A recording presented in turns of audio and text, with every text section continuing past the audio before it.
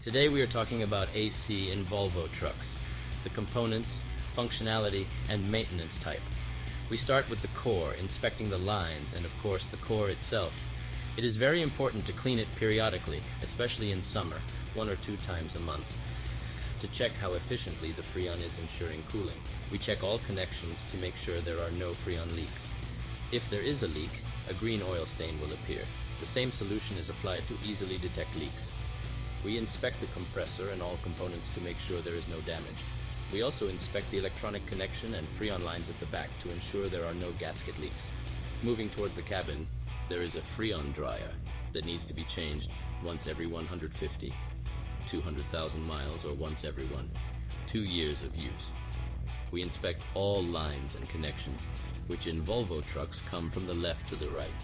We pay attention to connections to make sure there are no leaks. We move to the back of the Volvo on the right side and inspect the expansion valve. If it's too hot or cold in the cabin, then the expansion valve needs to be inspected because it has the function of transforming compressions into vapors, which allows it to cool down. The expansion valve has the function of cooling down the Freon. We also inspect all lines that lead to the slipper. It's important to change the cabin filter at least once a year for your health and for efficient cooling. We also inspect the lines that lead to the back, where we have the expansion valve and slipper expansion valve.